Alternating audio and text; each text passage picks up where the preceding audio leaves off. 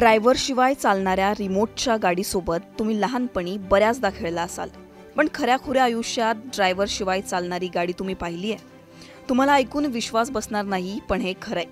गोष्ट आहे अकोल्यातली. अकोल्यातील वरोकार या शेतकरी कुटुंबानं आपल्या शेतात हा आगळा-वेगळा प्रयोग केलाय.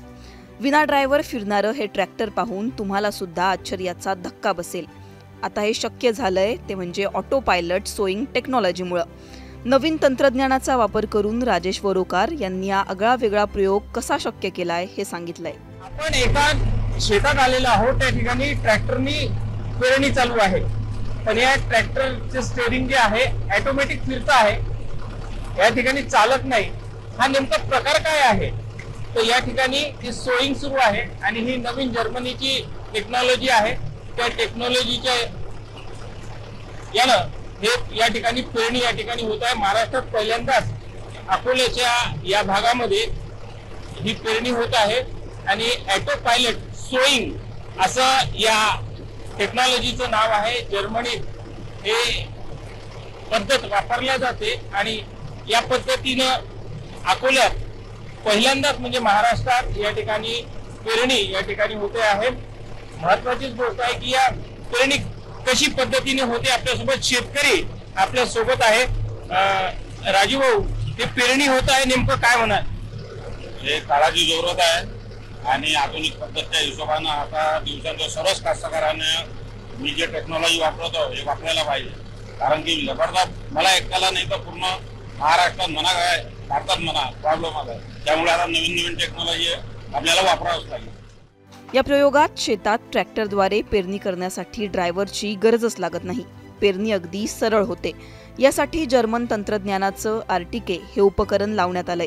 हे उपकरण शेताच्या एका बाजूला ठेवावं लागतं. GPS कनेक्टद्वारे ते उपकरण ट्रॅक्टरशी जोडलं जातं.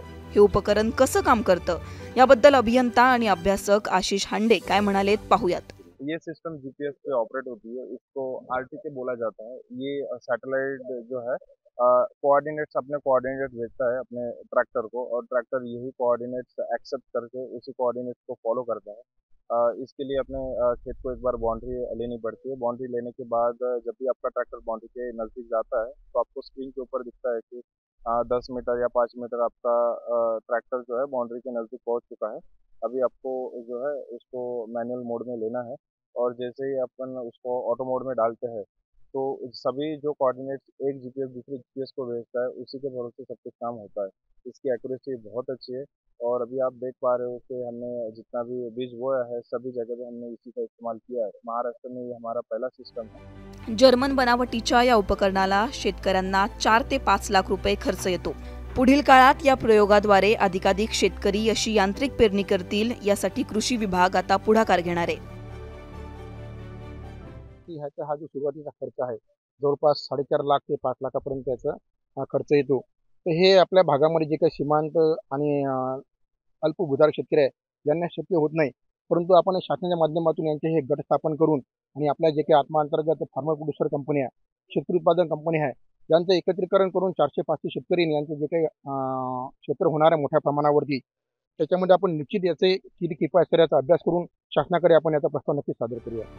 गेल्या काही वर्षांपासून शेतकऱ्यांसमोर पेरणीच्या वेळेस असलेलं एक मोठं संकट असायचं ते म्हणजेच मजुरांची कमी. आता नवीन तंत्रज्ञानाचा वापर करत अकोल्यातील या शेतकऱ्यानं एका नवीन बदलाची सुरुवात केली आहे. हा बदल भविष्यात शेतकऱ्यांसाठी फायद्याचा ठरेल आणि नवीन तंत्रज्ञानाचं उत्तम उदाहरण म्हणून समोर येईल, यात काही शंका नाही.